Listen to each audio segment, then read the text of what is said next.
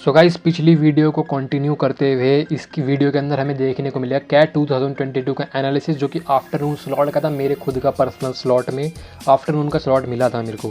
So without wasting any time सीधा start करते हैं, कंटेंट पे आते हैं। VARC के अंदर 16 RC के क्वेश्चंस थे और 8 वर्बल एबिलिटी के क्वेश्चंस थे। सो गाइज, उसके अंदर मैं बात कर लूँ, सो पर्सनली जो मैंने ऑप्ट किया था वो सेट नंबर 4 ऑप्ट किया था VARC के सेक्शन के अंदर, क्योंकि इसके अंदर जो चारों सेट्स थे वो चारों सेट्स में सबसे ईजी सेट रीडेबिलिटी में भी था और लेवल ऑफ डिफ़िकल्टी के अंदर मॉडरेट सेट था वो। अगर वो किसी ने छोड़ा होगा तो रेयरली वो उस बंदे की मतलब बहुत गंदा ठुका होगा। कैट 2022 आफ्टरनून स्लॉट की बात कर लूँ मैं, इसके अंदर भी 4 पैसेज थे। सोशल इंस्टीट्यूशन म्यूजिक का था, इंजीनियरिंग पेडियोलॉजी था और ऑक्टोपसिस था। ऑक्टोपसिस जो था वो सबसे ईजिएस्ट था इस बार के में, और आपको स्क्रीन पे दिख रहा होगा कि कैसी कैसी इनकी रीडेबिलिटी थी और कैसा इनका लेवल था। DILR की बात से पहले वर्बल एबिलिटी की बात कर लूँ, so verbal ability is slightly on the tougher side in 2022 in afternoon slot के अंदर। सो उसके अंदर पैरा फॉर्मेशन क्वेश्चंस थे, 3 थे, और डिफ़िकल्टी उनकी डिफ़िकल्ट थी, लेवल था। और सेंटेंस प्लेसमेंट, जो कि पिछली वीडियो में हमने डिस्कस किया था कि नई चीज़ आई है कैट 2022 के अंदर। सो ऊपर आई बटन पे आपको मॉर्निंग स्लॉट के अंदर देखने को मिल जाएगी VRC के अंदर ऐसा कौन सी चीज़ थी जो ऑड मैन आउट की जगह रिप्लेस करती हुई आई है, वो थी सेंटेंस प्लेसमेंट। तीसरा था पैरा समरी, जिसके 3 क्वेश्चन थे और ये मॉडरेट टू डिफिकल्ट लेवल के अंदर आए थे। नेट स्कोर की बात कर लें, so 20 to 22 is a decent score, जिसके अंदर आपकी 85 परसेंटाइल आएगी, जो कि सेक्शनल कट ऑफ क्लियर कर जाओगे। DILR is an game changer. अगर आप लोगों ने सही से प्रिपरेशन नहीं करी DILR की, सो ऊपर आई बटन पे आपको स्ट्रैटेजी देखने को मिल जाएगी, वहाँ से आपको स्ट्रैटेजी देख लेनी चाहिए। So guys, all the set appear tough primarily because of the lengthy text, so much so that one would be at fault for thinking that they are still in VARC section.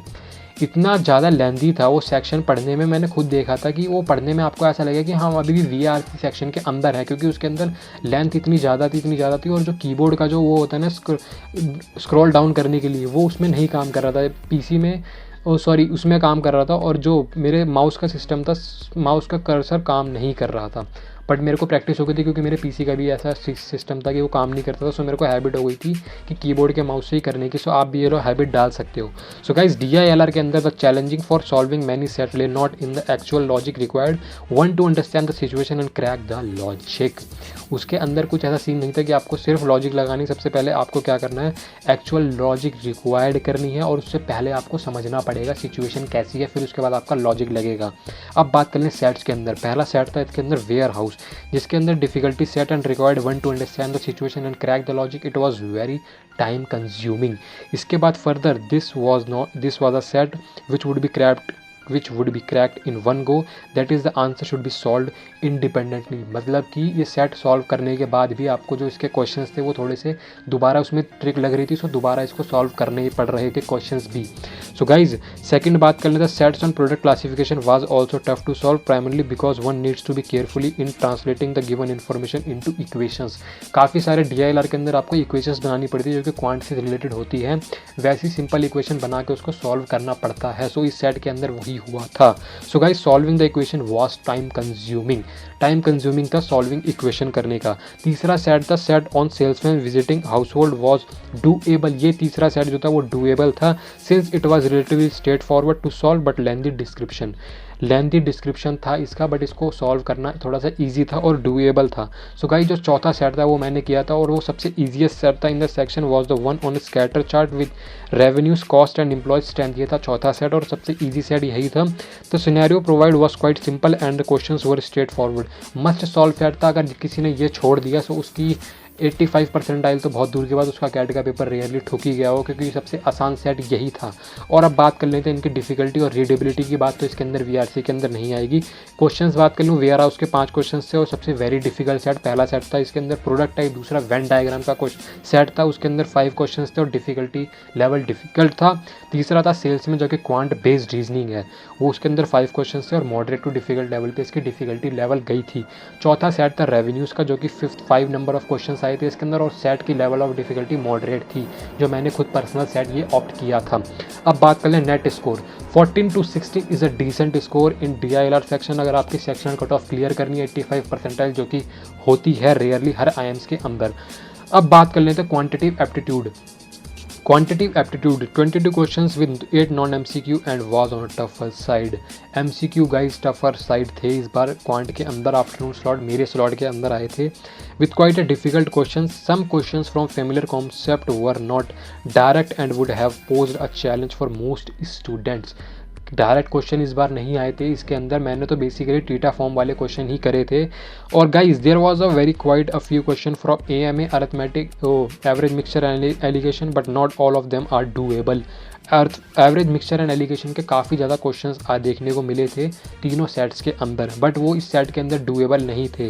और इसके बाद quadratic equation, progression and ILS also made appearance in this section. ILS क्या है? Indices, shirts and logarithms.